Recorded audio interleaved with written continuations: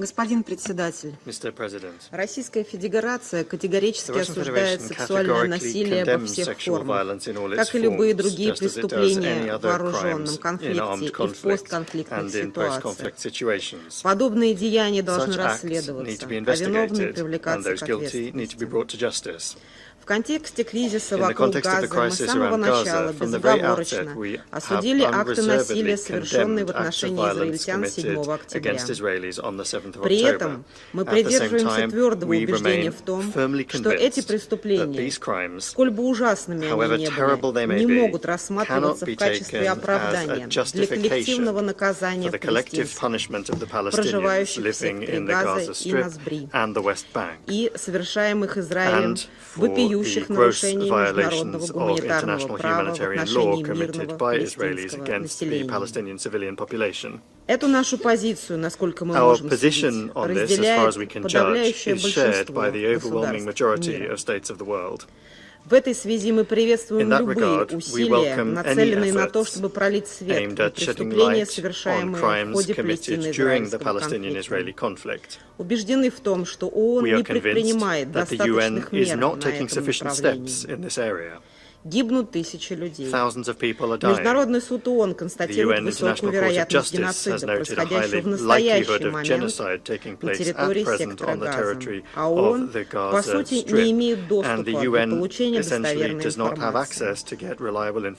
Израиль намеренно создает препятствия для такого доступа. На этом фоне Западный Иерусалим приглашает спецпредставителя Генерального секретаря ООН по вопросу о сексуальном насилии госпожу Паттон в сопровождении 9 экспертов для краткого визита в Израиль и на западный берег реки Иордан. По итогам этого визита госпожа спецпредставитель выпускает отдельный доклад. Важно отметить, что этот визит не включает посещение сектора Газа, да и вообще не предполагает возможности проведения расследования преступлений или атрибуции актов. В этой связи вообще не ясно, о каком сотрудничестве Израиля с миссией идет речь в докладе. В целом очевидно, что Западный Иерусалим демонстрирует селективный подход к посещению ООНовцами страны и оккупированных палестинских территорий. Мы, разумеется, вынуждены принимать этот факт во внимание при выработке наших соответствующих оценок. Не можем также не учитывать при этом общую репутацию госпожи Паттон, прославившуюся использованием в своей работе фейков, что, разумеется, подрывает доверие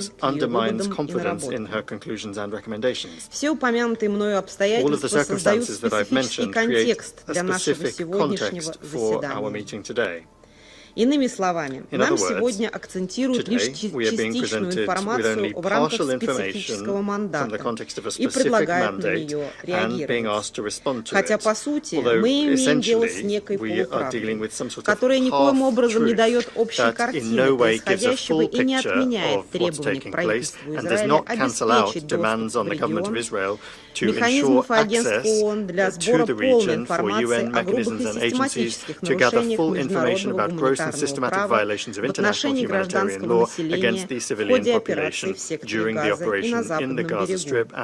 В частности, спецпредставителю Генерального секретаря по детям и вооруженному конфликту.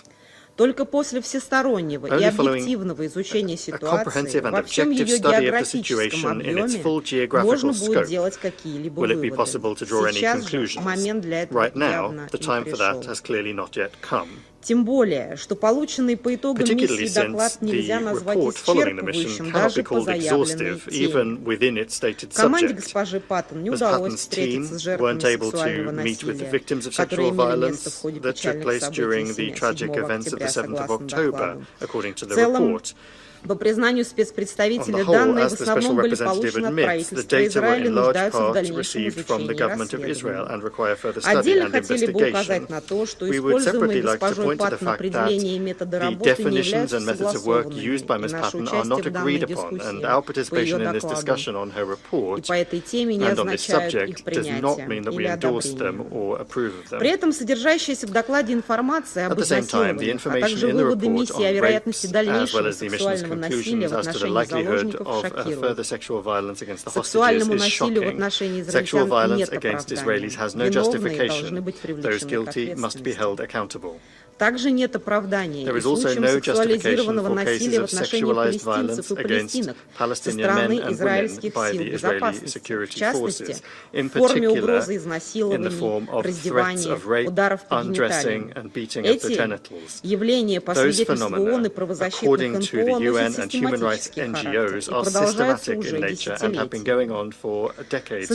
С интенсификацией кампании по произвольным арестам палестинцев на Западном берегу, а после 7 октября были задержаны около 7500 человек, ситуация только ухудшилась.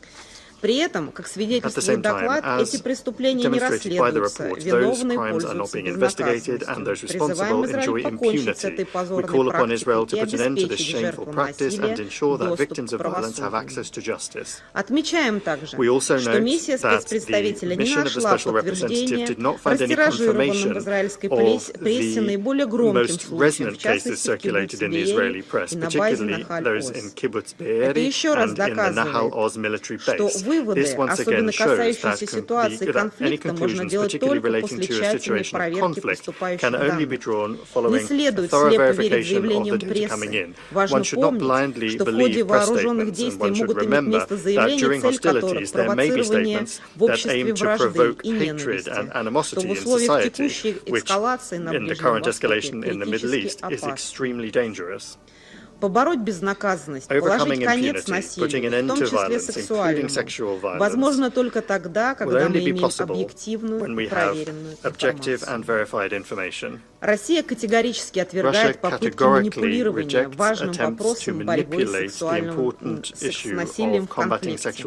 Считаем неприемлемой ситуацию, когда страдания людей, переживших сексуальное насилие или обвинения в этом тяжком преступлении, становятся разменной монетой в политических играх. Господин председатель, после насилия 7 октября, которое мы категорически осуждаем, спираль преступлений приняла поистине катастрофические масштабы. Мы решительно осуждаем грубые и систематические нарушения международного гуманитарного права и международного права в области прав человека, совершаемые Израилем против гражданского населения в секторе Газа, в результате которых погибло около 30 тысяч человек, большинство из которых женщины и дети. Несмотря на всю сложность повестки борьбы с секс-насилием, она не должна заслонять собой острейший гуманитарный вызов и угрозы миру и безопасности, возникшие в результате израильской операции в Газе.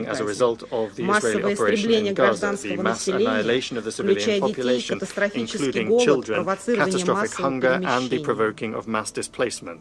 Чтобы побороть безнаказанность, положить конец насилию, в том числе сексуальному, необходимо сделать все, чтобы остановить этот конфликт. Сейчас для этого необходимо прежде всего срочное и безоговорочное прекращение огня. Надеемся, что Совет Безопасности все-таки сможет потребовать этого от сторон в ближайшее время. Благодарю вас.